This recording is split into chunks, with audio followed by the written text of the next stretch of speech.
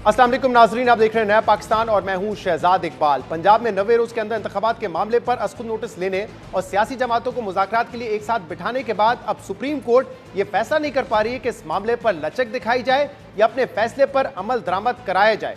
अहम बात यह कि सुप्रीम कोर्ट में इस मामले पर 23 फरवरी यानी तकरीबन 2.5 माह से समाअत जारी है।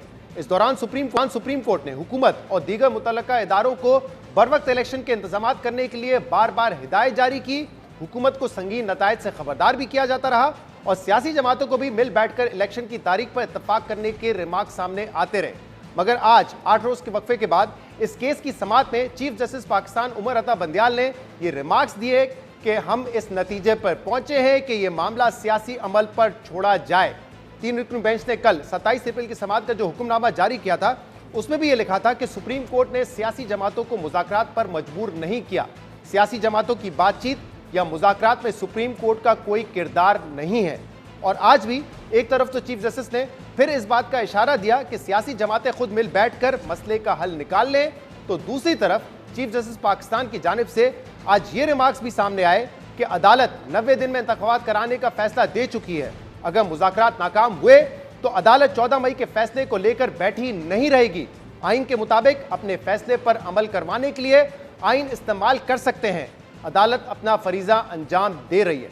यानी जहां एक तरफ सुप्रीम कोर्ट ये मामला सियासी जमातों पर छोड़ने की बात कर रही है, वहीं मुज़ाकरात की नाकामी पर एक्शन लेने का इशारा भी दे रही है। अब अहम बात यह है कि 14 मई में अब सिर्फ 9 रोज रह गए हैं और 9 रोज के अंदर पंजाब में इलेक्शन की कोई उम्मीद नजर नहीं आ रही। इसलिए देखना होगा कि 14 मई की तारीख गुजरने पर सुप्रीम कोर्ट क्या कदम उठाती है। 2 रोज पहले पाकिस्तान तहरीक इंसाफ ने मुज़ाकरात से मुतालिक रिपोर्ट सुप्रीम कोर्ट में जमा करवाई थी, जिसमें पाकिस्तान तहरीक इंसाफ ने तो ये कहा था कि हुकूमत से इलेक्शन की तारीख पर कोई इत्तफाक नहीं हो सका है, इसलिए अब सुप्रीम कोर्ट एक्शन ले। मगर आज केस की समाअत से पहले वफाकी हुकूमत ने जो रिपोर्ट सुप्रीम कोर्ट में जमा करवाई उसमें कहा गया कि हुकूमती इत्तेहाद और पाकिस्तान तहरीक इंसाफ से मुज़ाकरात में अहम पेशरफ्त हुई है। हुकूमत और पाकिस्तान तहरीक इंसाफ का इंतखाबात एक दिन कराने पर इत्तफाक हो चुका है।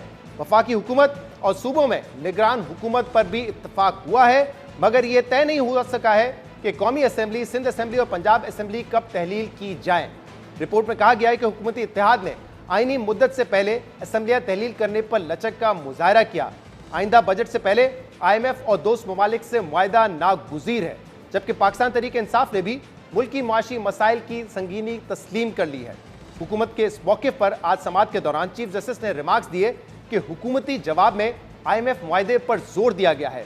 अदालत में इशू आईनी है, सियासी नहीं। सियासी मामला अदालत सियासी जमातों पर छोड़ती है। चीफ जस्टिस ने फारूक एच नाइक से पूछा कि ये बताएं कि IMF मुआहदा और ट्रेड पॉलिसी की मंजूरी क्यों जरूरी है। फारूक एच नाइक ने बताया कि बजट के लिए IMF का कर्ज मिलना जरूरी है, असेंबलियां ना हुई तो बजट मंजूर नहीं हो सकेगा। जिस पर जस्टिस उमर अता बंदियाल ने कहा कि आइन में इंतखाबात के लिए 90 दिन की हद से कोई इनकार नहीं कर सकता। मुज़ाकरात नाकाम हुए तो अदालत 14 मई के फैसले को लेकर बैठी नहीं रहेगी। आइन के मुताबिक अपने फैसले पर अमल करवाने के लिए आइन का इस्तेमाल कर सकते हैं। चीफ जस्टिस ने मजीद कहा कि हुकूमत ने कभी फैसला हासिल करने की कोशिश ही नहीं की। आप 4-3 की बहस में लगे रहे। जस्टिस अतर मिल्ला ने असेंबलियां बहाल करने का नुक्ता उठाया था, लेकिन हुकूमत की दिलचस्पी ही नहीं थी। चीफ जस्टिस ये कह रहे हैं कि हुकूमत ने जस्टिस अतर मिल्ला के नुक्ते पर दिलचस्पी नहीं दिखाई थी, जबकि अहम बात यह है कि जस्टिस अतर मिल्ला ने 27 फरवरी को जो अपना इख्तलाफी नोट जारी किया था उसमें उन्होंने चीफ जस्टिस से शिकवा किया था कि चीफ जस्टिस पाकिस्तान ने असेंबलियां टूटने के उनके एतराज़ात और सवालात को रिकॉर्ड का हिस्सा नहीं बनाया। जस्टिस अतर मिल्ला ने अपने नोट में असेंबलियों की तहलील पर 3 सवालात उठाए थे और लिखा था कि असेंबलियों की तहलील के कानूनी मामले को नज़रअंदाज नहीं किया जा सकता, मगर ओपन कोर्ट में सुनाए गए फैसले और कार्रवाइयों को चीफ जस्टिस ने अपने हुक्मनामे का हिस्सा नहीं बनाया। यानी जस्टिस अतर मिल्ला चीफ जस्टिस से असेंबलियों की तहलील के मामले को रिकॉर्ड का हिस्सा ना बनाने पर शिकवा कर रहे थे, जबकि आज चीफ जस्टिस ने हुकूमत से यह शिकवा किया कि हुकूमत ने जस्टिस अतर मिल्ला के नुक्ते पर दिलचस्पी जाहिर नहीं की। इसके अलावा चीफ जस्टिस ने आज हुकूमत की कोशिशों और नीयत पर भी सवालात उठाए और रिमार्क्स दिए कि यह मामला 23 फरवरी को शुरू हुआ, मगर आइन की कार्रवाई को हुकूमत ने संजीदा नहीं लिया। जिस पर फारूक एच नाइक ने कहा कि हमें तो अदालत ने सुना ही नहीं था। जिस पर चीफ जस्टिस ने कहा कि दूसरे राउंड में आपने बाइकॉट किया था, आपने कभी फैसला हासिल करने की कोशिश ही नहीं की।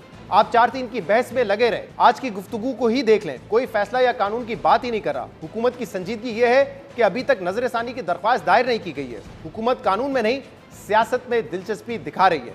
आज समाअत के दौरान पाकिस्तान तहरीक इंसाफ के वकील बैरिस्टर अली जफर ने सुप्रीम कोर्ट से अपने फैसले पर अमल दरामद करने की अपील करते हुए कहा कि 14 मई चंद दिन बाद है, लेकिन फंड्स जारी नहीं किए गए हैं। नजरिया जरूरत की वजह से इलेक्शन मजीद ताखीर का शिकार नहीं हो सकते। जबकि वफाकी वजीर साद रफीक ने अदालत के सामने माजी की नाइंसाफियों का जिक्र किया और कहा कि अदालत 2017 से हमारे साथ नाइंसाफी कर रही है। इदारों और सियासी जमातों के दरमियान अदम एतमाद बहुत गहरा है। जबकि अदालत के बाहर साद रफीक ने दावा किया कि हुकूमत तहरीक इंसाफ मुज़ाकरात में बहुत करीब आ गई है, मिल बैठना चाहिए ताकि रास्ता निकल सके। ने और हमने इस बात पे इत्तफाक किया कि मुल्क में एक दिन इंतखाबात होने चाहिए। इस पर इत्तफाक हुआ कि केयर टेकर निगरान हुकूमतें आनी चाहिए और ये कि इंतखाबी नताइज को सब फरीक तस्लीम करेंगे। तारीख पर इत्तफाक नहीं हुआ। जो हमारी बातचीत आपस में हुई है उसमें हम कोई ज्यादा दूर नहीं है, काफी करीब आए। इमरान खान साहब को किस बात की जल्दी है? ये कोई साल या 6 माह का उनको प्रोग्राम तो नहीं बताया जा रहा? क्या वो चंद हफ्ते सब्र नहीं कर सकते? क्यों जरूरी है कि इंतखाबात जो है वो 14 तारीख को हो या उसके 10 दिन बाद हो? हम जो मुकर्ररा वक्त है उससे कुछ पीछे आए हैं मुज़ाकरात में। हमने लचक भी दिखाई है। मकसद ये था कि एक पॉलिटिकल कॉम्प्रोमाइज हो जाए। भाई अब बलोचिस्तान की असेंबली को और सिंध की असेंबली को कैसे डिक्टेट करेंगे कि चूंकि पंजाब असेंबली तोड़ दी गई है इसलिए अब आप भी अपनी असेंबलियां तोड़ें? मजीद बात होनी चाहिए, मेरा ख्याल है रास्ता निकल सकता है। जबकि दूसरी तरफ पाकिस्तान तहरीक इंसाफ रहनुमा फवाद चौधरी ने तो आज ये कहा कि हुकूमत ने जो जवाब जमा करवाया है वो काफी मुस्बत है, अब सिर्फ तारीख का मामला रह गया है। मगर शाह महमूद कुरैशी ने कहा है कि अब हुकूमत से मुज़ाकरात का मामला खत्म हो चुका है। फिर आपकी डिमांड्स क्या थी? 3। एक, हम चाहते हैं कि पूरे मुल्क में बैक वक्त एक ही दिन इलेक्शन हो जाए। आपकी दूसरी डिमांड क्या थी? कि केयर टेकर सेटअप के अंदर इलेक्शन हो जाए ताकि इंतशार ना हो। तीसरी, इलेक्शन के बाद सब जमातें नताइज कबूल करें। 1 डे के लिए हम तैयार, केयर टेकर के लिए हम तैयार, नताइज को तस्लीम करने के लिए हम तैयार। आपने क्या किया? आप तो उसी बात पर अड़े हुए हैं कि ये सिंध और बलूचिस्तान की असेंबलियों का हमें एहसास है। जो जवाब गवर्नमेंट ने जमा कराया है वो तो काफ़ी मुस्बत है और अगर इस तरह से अब तो सिर्फ एक डेट का मामला रह गया है तो नायक साहब से रिक्वेस्ट करेंगे कि ज़रा मनामनू लें और डेट ले आए तो बस अल्लाह ना। जो हुकूमत ने अपना एक मौक़िफ़ तब्दील किया है और कहा है कि वो जल्दी असम्बली तोड़ने के ऊपर तैयार है, जाहिर है कि ये मुस्बत। अब ये मामला किस तरफ जा रहा है? क्या दोबारा हुकूमत और पाकिस्तान तहरीक इंसाफ के दरमियान मुज़ाकरात हो सकते हैं या फिर सुप्रीम कोर्ट को फैसले पर अमल दरामद करवाने के लिए आइन का इस्तेमाल करना पड़ेगा?